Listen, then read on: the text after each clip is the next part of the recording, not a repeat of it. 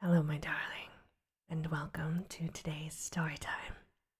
If you like what you hear, please take a moment to subscribe. And now, on with our story time. Chapter 7, The Lion and the Unicorn. The very next moment, soldiers came running through the wood, at first in 2s and 3s, then 10 or 20 together, and at last, in such crowds that they seemed to fill the entire forest. Alice hid behind a tree for fear of being run over and watched them go by. She thought that in all of her life, she had never seen soldiers so uncertain on their feet. They were always tripping over something, and whenever one went down, several more always fell over him, and the ground was soon covered with piles of soldiers. Then came the horses. Having 4 feet, these managed rather better than the foot soldiers, but even they stumbled now and then. And it seemed to be a regular rule that, whenever a horse stumbled, the rider fell off instantly. The confusion got worse every moment, and Alice was very glad to get out of the wood into an open place, where she found the White King seated on the ground, busily writing in his memorandum book. "I've sent them all," the king cried in a tone of delight upon seeing Alice. "Did you happen to meet any soldiers, my dear, as you came through the woods?" "Yes, I did," said Alice. "Several thousand, I should think." "Well," the king said, "it's actually 4,207. That's the exact number." He was referring to his book. "I couldn't send the horses, you know, because 2 of them are wanted in the game. And I haven't sent the 2 messengers either. They're both gone to the town. Just look along the road and tell me if you can see either of them." "Well," said Alice, "I don't see anyone on the road." "Ah, I only wish I had such eyes," the king remarked in a fretful tone. "To be able to see no one, and at that distance, too. Well, it's as much as I can do to see real people by this light." All of this was lost on Alice, who was still looking intently along the road, shading her eyes with one hand. "I see someone now," she exclaimed at last, "but he's coming very slowly. And what curious attitudes he goes into." For the messenger kept skipping up and down and wriggling like an eel as he came along, his great hands spread out before him like fans on either side. At this moment the messenger arrived, but he was far too out of breath to say a word, and could only wave his hands about and make the most fearful faces at the poor king. "You alarm me," said the king. "I feel faint. Give me a ham sandwich." On which the messenger, to Alice's great amusement, opened a bag that hung around his neck and handed a sandwich to the king, who devoured it greedily. "Another sandwich now," said the king. "There's nothing but hay left now," the messenger said, peeping into his bag. "Hay, then," the king murmured in a faint whisper. Alice was glad to see that it revived him a good deal. "There's nothing like eating hay when you're faint," he remarked to her as he munched away. "I should think throwing cold water over you would be better," Alice suggested, "or some sal volatile." "I didn't say there was nothing better," the king replied. "I said there's nothing like it," which Alice did not venture to deny. "Who did you pass on the road?" the king asked. He held out his hand to the messenger for more hay. "Nobody," said the messenger. "Quite right," said the king. "This young lady saw him too. So of course, nobody walks slower than you." "I do my best," the messenger said in a sulky tone. "I'm sure nobody walks much faster than I do."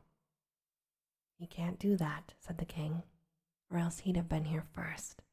However, now you've got your breath, you may tell us what's happened in the town." "I'll whisper it," said the messenger, putting his hands to his mouth in the shape of a trumpet, and he stooped low to get close to the king's ear. Alice was sorry for this, as she wanted to hear the news too. However, instead of whispering, he simply shouted at the top of his voice, "They're at it again." "Do you call that a whisper?" cried the poor king, jumping up and shaking himself. "If you do such a thing again, I'll have you buttered." It went through and through my head like an earthquake. That would have been a very tiny earthquake, thought Alice. "Who are at it again?" she ventured to ask. "Why, the lion and the unicorn, of course," said the king. "Fighting for the crown?" "Yes, to be sure," said the king. "And the best of the joke is that it's my crown all the while. Let's run and see them." And they trotted off, Alice repeating to herself as she ran the words of an old song. The lion and the unicorn were fighting for the crown. The lion beat the unicorn all around the town. Some gave them white bread, some gave them brown. Some gave them plum cake and drummed them out of town. "Does the one that wins get the crown?" she asked. She asked this as well as she could, for the run was putting her quite out of breath. "Oh dear me, no," said the king. "What a silly idea." "Would you be good enough," Alice panted out after running a little farther, "to stop for a moment so I can catch my breath again?" "Of course I'm good enough," said the king, "only I'm not strong enough. You see, a minute goes by so fearfully quick. You might as well try to stop a Bandersnatch." Alice had no more breath for talking, so they trotted on in silence until they came in sight of a great crowd. In the center, she could see the lion and unicorn fighting.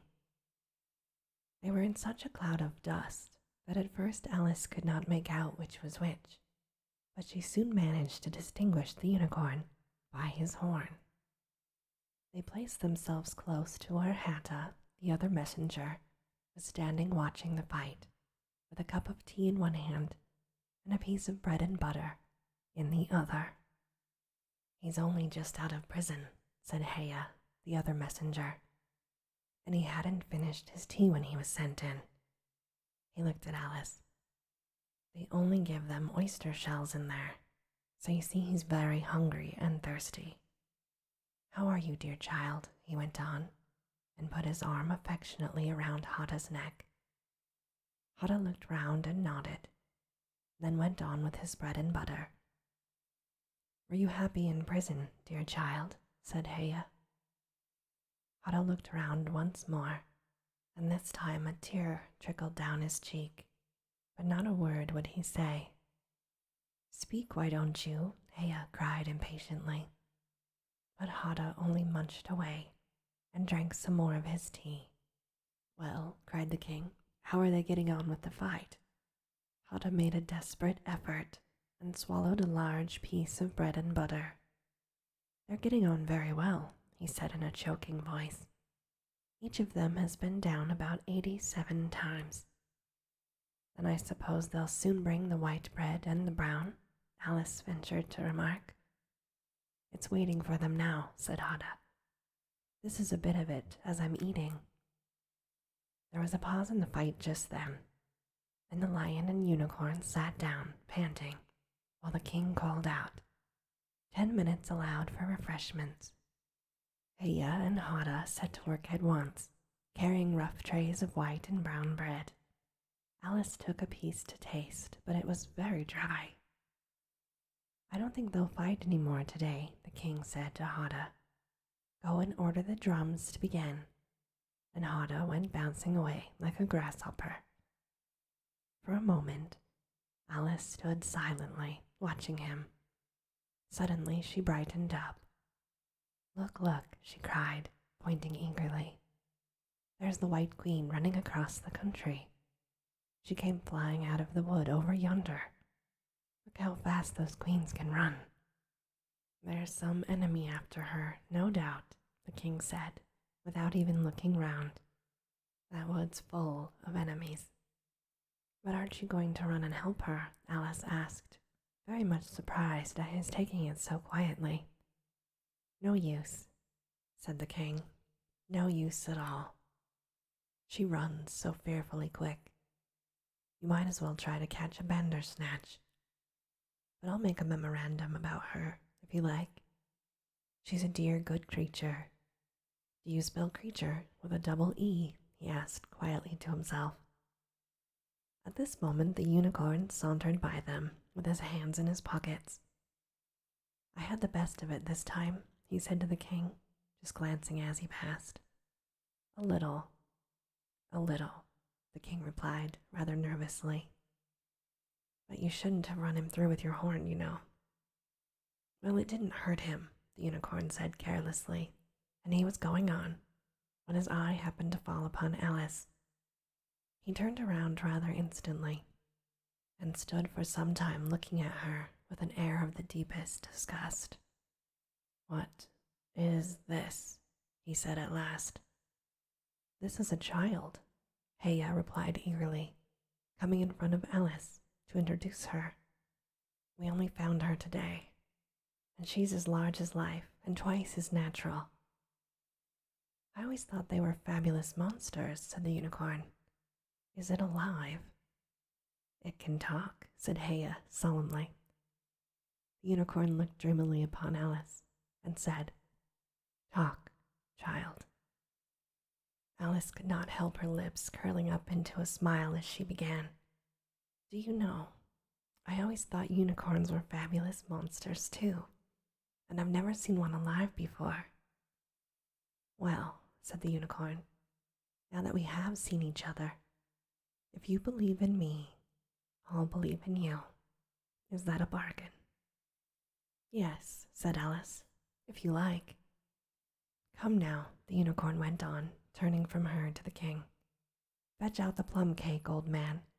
None of your brown bread for me." Certainly, the king muttered. He beckoned to Heya. "Open the bag," he whispered. "Quick, but not that one. That one's full of hay." Heya took a large cake out of the bag and gave it to Alice to hold. He then got out a dish and a carving knife. How they all came out of his small bag, Alice could not guess. It seemed like a conjuring trick, she thought. The lion had joined them while this was going on, and he looked very tired and sleepy, and his eyes were half shut. "What is this?" he said, blinking lazily at Alice. He was speaking in a deep, hollow tone that sounded like the tolling of a great bell. "Ah, what is it now?" the unicorn cried eagerly. "You'll never guess.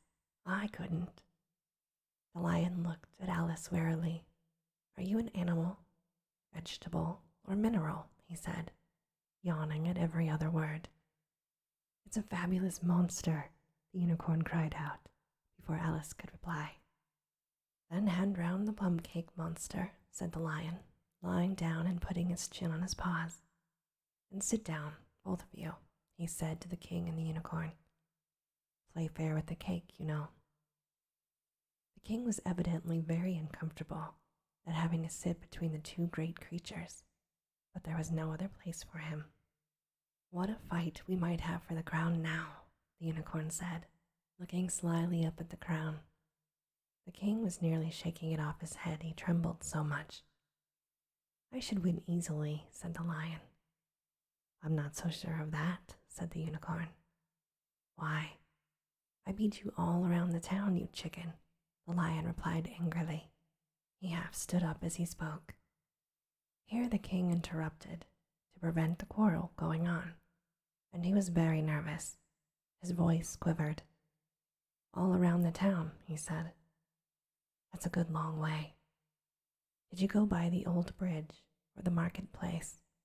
You get the best view by the old bridge." "I'm sure I don't know that," the lion growled as he lay down again. There was too much dust to see anything. What a time the monster is, cutting up that cake. Alice had seated herself on the bank of a small brook with the great dish on her knees, and she was sawing away diligently with the knife. "It's very provoking," she said, in reply to the lion. She was getting quite used to being called the monster by now. She said, "I've cut several slices already, but they always join up again." "Wow," the unicorn remarked. "You don't know how to manage looking-glass cakes. Hand it round first, and cut it afterwards." This sounded like nonsense, but Alice obediently stood up and carried the dish around. The cake divided itself into 3 pieces as she did so. "Now cut it up," said the lion. She returned to her place with the empty dish. "I say," cried the unicorn, "this isn't fair." Alice sat with the knife in her hand, very much puzzled how to begin. "The monster has given the lion twice as much cake as me." "No," said the lion. "She's kept none for herself. Do you like plum cake, monster?" But before Alice could answer him, the drums began. But where the noise came from, she could not make out. The air seemed to fill with it, and it rang through and through her head until she felt quite deafened. She started to her feet and sprang across the small brook in her terror. She just had time to see the lion and the unicorn rise to their feet, both with angry looks at being interrupted in their feast. Then she dropped to her knees and put her hands over her ears, vainly trying to shut out the dreadful uproar. "If that doesn't drum them out of town," she thought to herself, "nothing ever will." And this, my darling, ends our story time for today. As always, I hope that you have very sweet and creepy dreams. Good night.